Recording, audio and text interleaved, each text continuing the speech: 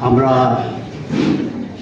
Coordinator अमृत रञ्जनज्यूको अनुमति लिँदै र साथै हाम्रो कान्ता मल्लिकज्यूको अनुमति लिँदै र साथै पञ्चायत चेयरम्यान दीक्षण बमोजिमको अनुमति लिँदै म 2-4 शब्द हजुरहरूप्रति राखिरहेको छु र हाम्रो जति नै यहाँबाट 1 नम्बर समष्टिका युवाहरू यहाँ भेला भइदिनु भयो त्यसमा म आन्तरिक हृदयबाट धेरै धेरै धन्यवाद दिन चाहन्छु र विशेष कुरा चाहिँ म युवाहरूलाई के भन्न चाहन्छु भने यो 1 नम्बर समष्टि यतिको पार्नुको मेन उद्देश्य चाहिँ म हाम्रो अमृत रञ्जनज्यूलाई दिन चाहन्छु किनभने 1 नम्बर समष्टिमा कोर्डिनेटर गर्नु भनेको चाहिँ फलमको चिउरा चपाउनु बराबर थियो त्यो टाइममा।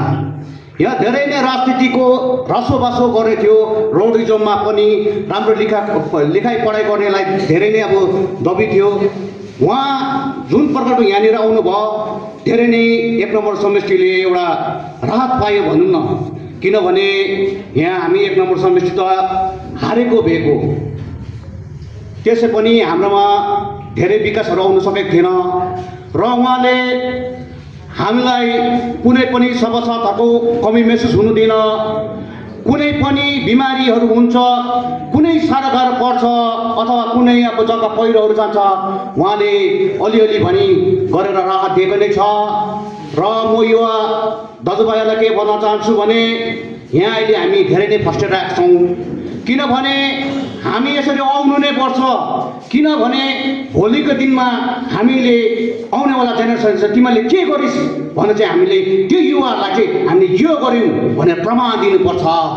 किनभने आज तपाईँहरू यहाँ जति नै युवाहरू आउनुभएको छ हेर्नुहोस् न, मैले सिन्ताममा पनि हेरेँ, स्वयं हेबीबेलेमा पनि मैले हेरेँ, धेरै पहिला अगाडिको जुन विमल गुरुङ दाजुको बेलामा 10 वर्षसम्म के हामीले भोट दिएको थिएनौँ भन्नुहोस् त? भोट दिँदै थियौँ त हामीले, हेबीबेले नै देख्थ्यो, सिन्तामले नै देख्थ्यो, सम्पूर्ण 1 नम्बर समष्टि दिइरहेको थियो, अनकन्टेस्ट हुन्थ्यो उहाँ। तर खै लतालिँदै थिएछ। आज हामी दाजु अनि दाजुकोमा हेर्नुहोस् 4 वर्ष हिँड्दाखेरि धेरै नै विकासपट्टि गयौँ, हामी गएनौँ। तपाईँहरूको अगाडि नै छ, सिन्ताममा बाटोघाटो कमिटी होल, यहाँ छोटाकोटीमा कमिटी होल, सबै जग्गा 1 नम्बर समष्टिमा भएर नै गएको छ। त्यही कारणले म युवाहरूलाई यो भन्न चाहन्छु कि तपाईँहरूले विशेष आफ्नो गाउँमा गएर तपाईँले यो चाहिँ राख्नु सक्नुपर्छ कि हामीले यति साह्रो जागरुकता रहेछौँ कि हामीले कसै लिडरसिप नहुँदा पनि हामीले यत्रो गरिसक्यो भने चाहिँ भोलिको हामीले यही समष्टिको हामीले जुन सभासद बनायो भने झन् कति विकास हुन्छ त्यो हामीले सोचेर हिँड्नुपर्छ। आज जो यहाँबाट दुनियाँभरको टाढा नेताहरू आउँछ हामीलाई छक्काएर जान्छ, हेर्नुहोस् त, राजु विष्णुज्यू आउँछ छक्काएर नै जान्छ, विमल गुरुङज्यू आउँछ छक्काएर नै जान्छ, अजय दाजु आउँछ छक्काएर जान्छ, तर समाधान त कसैले गर्दैनन्।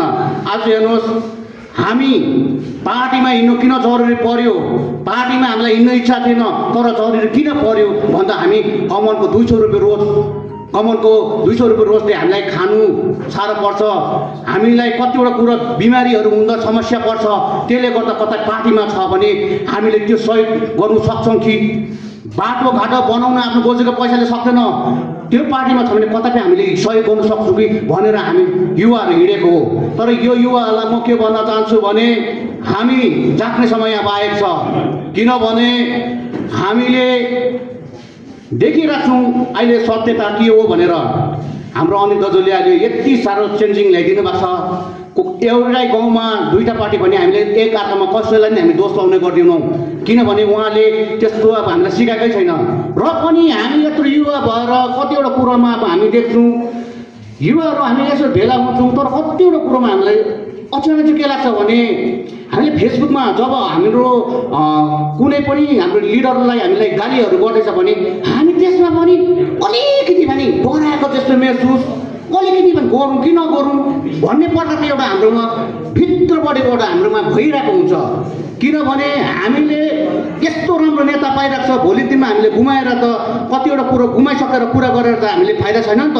उहाँलाई चाहिँ अहिले नै हो हामीले बोल्दै पार्नु, अहिले नै हो हामी अहिले मिडियातिर जुझेर लडेर हुन्छ कि के गरेर हामीले उहाँलाई साथ दिएर अघि बढ्नु, किनभने उहाँले अहिले हामीलाई यत्रो सहयोग गरिरहेको छ भने हामीलाई अलिक सहयोग गर्यो भने आउनेवाला जेनेरेसनलाई हामीले राम्रो भएर जान्छ।